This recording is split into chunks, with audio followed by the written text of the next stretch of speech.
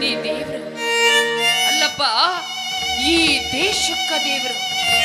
ಇವತ್ತು ನೀವೇನಾರ ಕೈಯಾಗ ಮೊಬೈಲ್ ಹಿಡ್ಕೊಂಡು ಚೈನಿ ಮಾಡ್ಕೊಂಡು ಇಂಥ ಹುಡುಗಿಯರ ಸೀರೆ ಸೆರೆಗೆ ಹಿಡ್ಕೊಂಡು ಸುತ್ತಾಡಕತ್ತೀರಿ ಅಂದ್ರ ಅದಕ್ಕ ಕಾರಣೀಭೂತನ ಇಂಥ ಯೋಧರು.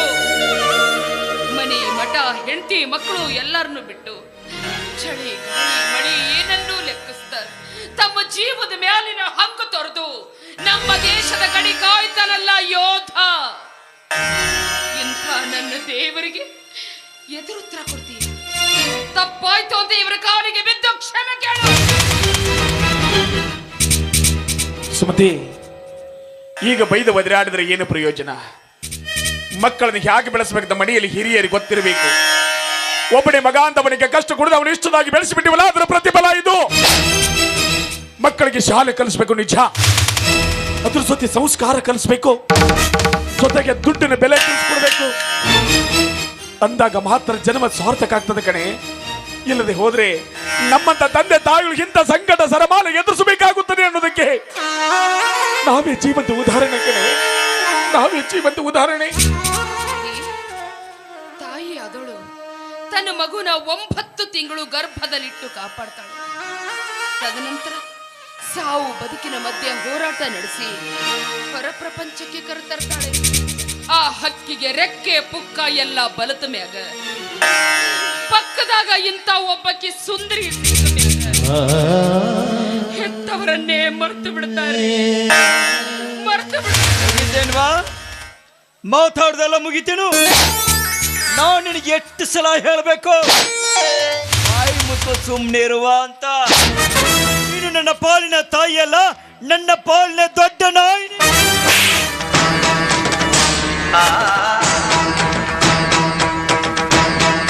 ಅವಿವೇಕಿ, 9 ತಿಂಗಳು ಹೆತ್ತು ಹೊತ್ತು ಎದೆ ಹಾಲು ಕುಡಿಸಿ ಜೋಪಾನ ಮಾಡಿ ತಾಯಿ ಬಗ್ಗೆ ಇಷ್ಟೊಂದು ಕೇಳಿ ಮಾತಾಡ್ತಾ ಇದೀಯ. ನೀನು ಏನು ಉಸಿರು ಹಾಡ್ತಿದ್ದಿ ನೋಡು. ಉಸಿರಿನ ಒಂದೊಂದು ಕನಕನನು ನಿನ್ನ ತಾಯಿ ನಿನಗೆ ನೀಡಿದ ಭಿಕ್ಷಕನ ಭಿಕ್ಷೆ. ಸುಮತಿ, ಇಂಥ ಕೆಟ್ಟ ಹುಳ ನಮ್ಮ ಹೊಟ್ಟೆಯಲ್ಲಿ ಹುಟ್ಟಿದ ಮೊದಲೇ ಗೊತ್ತಿದ್ರ ಹುಟ್ಟಿದ ಅಕ್ಷರ ಗಟ್ಟಿ ಜೀವ ಮಾಡಿ ಸುಟ್ಟು ಹಾಕಿ ಬಿಡ್ತಾ ಇದ್ವಿ. ಇವತ್ತಿನ ದಿನ ಇಂಥ ಸಂಕಟ ಸರಮಾಲಿಗೆ ಎದುರಿಸುವ ಪ್ರಸಂಗವೇ ಬರ್ತಿರ್ಲಿಲ್ಲ. ಅಷ್ಟಿಲ್ದ ಹೇಳ್ಯಾರೇನ್ರಿ, ಮುತ್ತು ಕೊಡೋಳು ಬಂದಾಗ ಸುತ್ತಿಟ್ಟವಳನ್ನ ಮರೆತು ಬಿಡುವುದು ಈ ಲೋಕದ ರೂಢಿ. ಅಂದ್ರೇನ್ರಿ ನಿಮ್ಮ ಮಾತಿನ ಅರ್ಥ? ಇಷ್ಟಕ್ಕೆಲ್ಲ ನಾನೇ ಕಾರಣ ಅಂತೀರಾ? ನಿಮ್ಗೆ ಅವತ್ತೇ ಬಡ್ಕೊಂಡೆ, ನನ್ನ ಸುತ್ತ ಬೇಡ್ರಿ, ಈ ಪ್ರೀತಿ ಪ್ರೇಮ ಅಂತ ನನ್ನನ್ನು ನಂಬಿಸ್ಬೇಡ್ರಿ ಅಂತ. ನನ್ ಮಾತು ಎಲ್ಲಿ ಕೇಳ್ತೀರಾ? ನೀವು ಗಂಡಸ್ರೇ ಅಷ್ಟು ತಂದೆ ತಾಯಿ ಗುಲಾಮ್ರಾಗ್ತೀರಾ? ಅವರು ಹೇಳಿದ ಹಾಗೆ ಯಾರನ್ನೂ ನೋಡಿ ಮದುವೆ ಮಾಡಿಕೊಂಡು ಮನೆಯಲ್ಲಿ ಬಿದ್ದಿರ್ಬೇಕಿತ್ತು. ಅದನ್ನ ಬಿಟ್ಟು ನನ್ನಂತ ಹೆಣ್ಣು ಮಕ್ಕಳನ್ನು ಪ್ರೀತಿ ಪ್ರೇಮ ಅಂತ ನಂಬಿಸಿ ನನ್ನಂತ ಅಮಾಯಕ ಹೆಣ್ಮಕ್ಳ ಜೀವನ ಹಾಳು ಮಾಡಿದ್ರಲ್ರಿ. ಹೇಳಿ, ಜೀವನ ಹೇಗೆ ಹಾಳು ಮಾಡಿ? ನೋಡಮ್ಮ, ನೀನು ಯಾರು ಎತ್ತಂತ ಒಂದು ಗೊತ್ತಿಲ್ಲ ನಮಗೆ. ನನ್ನ ಮಗನ ಕೈ ಹಿಡ್ಕೊಂಡು ಈ ಮನೆಗೆ ಬಂದಿದೀಯ. ಹೆತ್ತವರು ತಮ್ಮ ಮಕ್ಕಳ ಬಗ್ಗೆ 10 ಕನಸು ಕಟ್ಕೊಂಡಿರ್ತಾರೆ. ಹಾಗೆ ನಮ್ಗೆ ಇರುದು ಇವನು ಒಬ್ಬನೇ ಮಗ. ಈ ಒಬ್ಬ ಮಗನ ಬಗ್ಗೆ ಬೆಟ್ಟದಷ್ಟು ಕನಸು ಕಟ್ಕೊಂಡಿದ್ವಿ. ಆದ್ರೆ ಆ ಕನಸು ಎಷ್ಟು ಬೇಗ ಒಡೆದು ನುಚ್ಚು ನೂರಾಗ್ತಾನೆ ಯಾವತ್ತೂ ಭಾವಿಸಿರ್ಲಿಲ್ಲ. ನಾನು ಯಾವತ್ತೂ ಭಾವಿಸಿರ್ಲಿಲ್ಲ. ನೀವು ಕಣ್ಣೀರ್ ಹಾಕ್ತಾ ಇದ್ದೀರಾ? ಬೇಡರಿ, ಯುದ್ಧ ಭೂಮಿಯಲ್ಲಿ ವೈರಿಗಳನ್ನ ಸದೆ ಬಡಿಯುವಂತ ವೀರ ಯೋಧರು ನೀವು. ನಿಮ್ಮೆದೆಯಲ್ಲಿ ಸೇಡಿನ ಕಿಚ್ಚಿರಬೇಕೇ ವಿನಃ ಯಾವುದೇ ಕಾರಣಕ್ಕೂ ಕಣ್ಣೀರು ಹಾಕ್ಬಾರ್ದು ರೀ, ಹಾಕಬಾರ್ದು. ಸುಮತಿ, ನಾನು ಗಡಿ ಕಾಯ್ತಿರ್ಬೇಕಾದ್ರೆ ಒಳಗೆ ನುಗ್ಗಿ ಬರುವ ಕೇಡುಗಳಿಗೆ ಅಕ್ಕೆಲ್ಲ ಕೊಂದು ಹಾಕ್ತಾ ಇದ್ದೆ ಈ ನನ್ನ ಕೈಯಲ್ಲಿರುವ ಶಸ್ತ್ರಗಳಿಂದ. ಆದ್ರೆ ಏನ್ ಮಾಡೋದು? ಈ ನನ್ನ ಸಂಸಾರ ಎಂಬ ಗೂಡಿನಲ್ಲಿ ಈ ಮಗನೆಂಬ ಗೆದ್ದಲು ಹುಳು ತುಂಬಿಕೊಂಡು ಬಿಟ್ಟಿದಲ್ಲ. ಇದಕ್ಕೇನ್ ಮಾಡ್ಲಿ?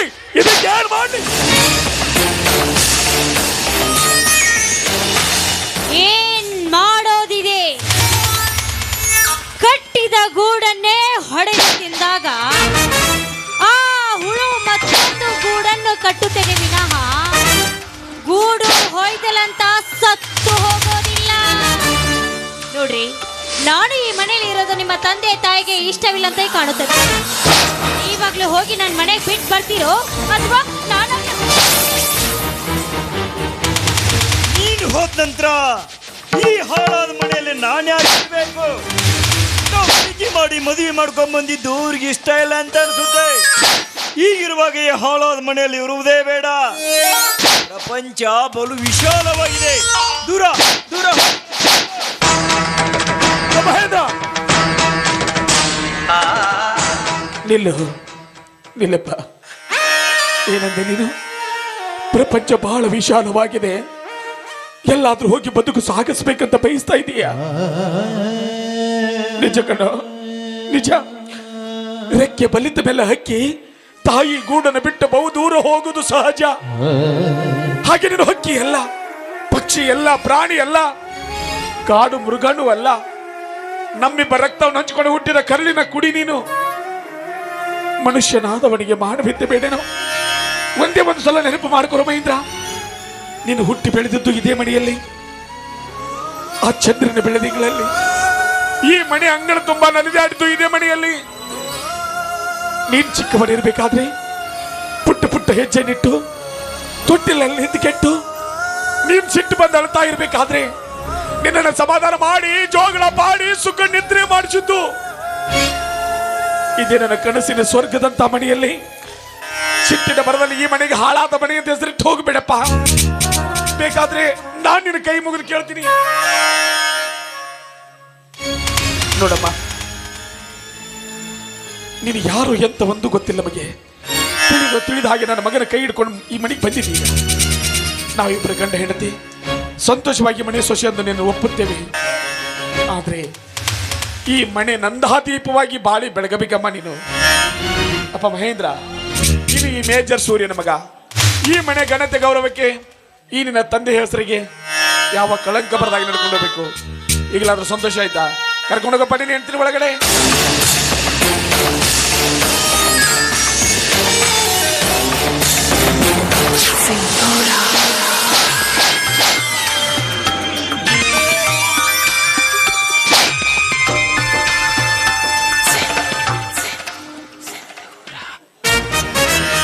ದಯವಿಟ್ಟು ನನ್ನನ್ನು ಕ್ಷಮಿಸ್ಬಿಡಿ, ಕ್ಷಮಿಸ್ಬಿಡಿ. ನಿಮ್ಮ ಆಸೆಯಂತೆ ಮಗನನ್ನ ಬೆಳೆಸೋದಕ್ಕೆ ನನ್ನಿಂದ ಆಗ್ಲಿಲ್ಲ, ನನ್ನಿಂದ ಆಗ್ಲಿಲ್ಲ. ಸುಮತಿ, ಯಾವ ಜನ್ಮದ ಕರ್ಮದ ಫಲಾನೋ ಏನೋ, ನಮ್ಮ ಮಗ ನಮ್ಮಿಷ್ಟದಂತೆ ಬೆಳೀಲಿಲ್ಲ ಕಣೆ. ನಮ್ಮಿಷ್ಟದಂತೆ ಬೆಳೀಲಿಲ್ಲ. ಅವನಿಗೆ ಬಡಿದು ಬೈದು ಬುದ್ಧಿ ಹೇಳಲು ಅವನೇನು ಚಿಕ್ಕವನಲ್ಲ. ಸೊಸೆಯಿದ್ದಾಗ ಭಾಗದ ಮರ ಹೆಮ್ಮರವಾದ ಮೇಲೆ ಭಾಗುವುದೇನೆ. ಈ ಮರ ಯಾವುದೇ ಪಕ್ಷಿ ಸಂಕುಲಗಳಿಗೆ ಆಶ್ರಯ ನೀಡ್ತಾ ಇಲ್ಲ. ತಂಪನ್ನು ಆಶ್ರಯಿಸಿ ಬಂದವರಿಗೆ ತಂಪನ್ನೇರಿತಾ ಇಲ್ಲ. ಹಸಿದು ಬಂದವರಿಗೆ ಹಣ್ಣು ಕೊಡ್ತಾ ಇಲ್ಲ. ಇದೊಂದು ಬೃಹದಾಕಾರವಾಗಿ ಬೆಳೆದು ನಿಂತ ಬರುಡು ಮರ ಕಣೆ, ಬರುಡು ಮರ. ಯಾಕೆ ಚಿಂತೆ ಮಾಡ್ತೀಯ? ಆ ಭಗವಂತನ ತೋರೋ ದಾರಿಯಲ್ಲಿ ನಡೀತೀವಿ ಯಾತ್ರಿಕರಷ್ಟೇ ನಾವು. ಆ ಭಗವಂತ ಯಾಗ ದಾರಿ ತೋರಿಸ್ತಾನೋ ಹಾಗೆ ಜೀವನ ಸಾಕ್ಷಿದ್ರಾಯ್ತು. ಯಾವ್ದಕ್ಕೂ ಚಿಂತೆ ಮಾಡಬೇಡ. ನಾನಿದ್ದೀನಲ್ಲ, ನಡೆ ಒಳಗಡೆ.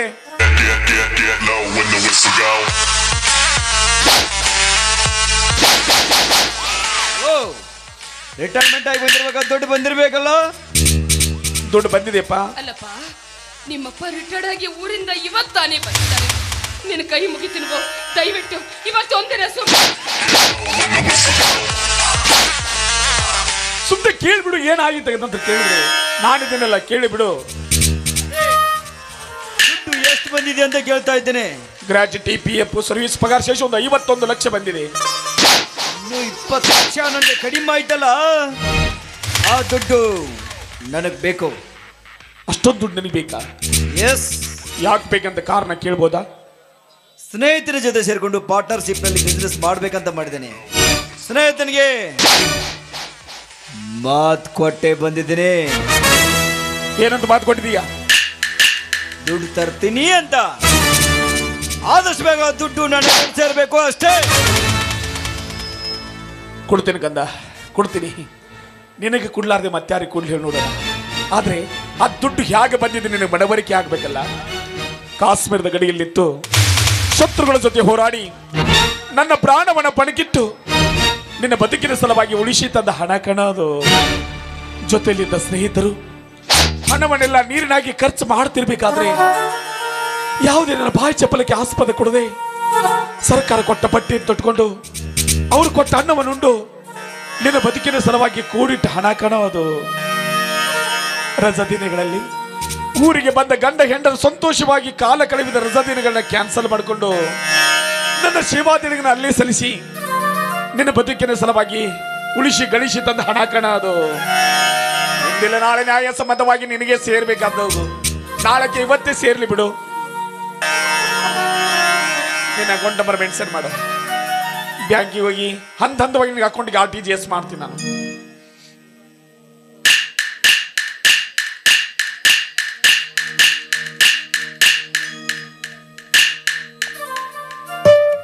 ಮಹೇಂದ್ರ, ನಾಳೆ ದಿನ ಅಕೌಂಟ್ಗೆ ದುಡ್ಡು ಬಂದಿದ್ದು ದೊಡ್ಡ ದಾರಿ ಹಿಡಿಕೊಡುದು. ಏನೇ ಬಿಸ್ನೆಸ್ ಮಾಡು, ನ್ಯಾಯ ನೀತಿ ಪ್ರಾಮಾಣಿಕತೆ ಏನ್ ಮಾಡು. ಈ ಮೇಜರ್ ಸೂರ್ಯನ ಗಣತೆ ಗೌರವಕ್ಕೆ ಯಾವ ಚ್ಯುತಿನೂ ಬರಬಾರ್ದು. Yes yes yes yes yes okay. ದುಡ್ಡು ಕೊಡೋದು ಅಷ್ಟಪ್ಪ ನಿನ್ ಕೆಲಸ. ಅದನ್ನೇ ಖರ್ಚು ಮಾಡಬೇಕು ಅಂತ ನನಗೆ ತುಂಬಾ ಚೆನ್ನಾಗಿ ಗೊತ್ತು. ಬರ್ಲಾ ಬಾಜೆ. ಏನ್ರಿ ಇದೆಲ್ಲ? ಮಗ ಕೇಳ್ದ ಅಂತ ರಿಟೈರ್ಡ್ ಆಗಿ ಬಂದಿರೋ ದುಡ್ಡನ್ನೆಲ್ಲ ಎತ್ಕೊಟ್ಬಿಟ್ರಲ್ಲ. ಮುಂದೆ ನಮ್ಮ ಜೀವನದ ಗತಿ ಏನ್ರಿ? ಸುಮತಿ, ಯಾಕೆ ಚಿಂತೆ ಮಾಡ್ತೀಯ? ಮಗನನ್ನು ಹೆತ್ತನೆಂದ ಮಾತ್ರಕ್ಕೆ ಅವನ ಹಣೆ ಬರ ಬರೆಯಲು ಸಾಧ್ಯನಾ? ಆ ಭಗವಂತ ಅವನ ಹಣೆ ಬರದಲ್ಲಿ ನನ್ನ ಹಣೆ ಬರದಲ್ಲಿ ಏನು ಬರೆದಿರ್ತಾನ ಅದೇ ಆಗೋದು. ಅದನ್ನು ಯಾವ ಕಾಲಕ್ಕೂ ಯಾರನ್ನೂ ತಪ್ಪಿಸಲು ಸಾಧ್ಯವಿಲ್ಲ. ಯಾವ್ದಕ್ಕೂ ಚಿಂತೆ ಮಾಡಬೇಡ.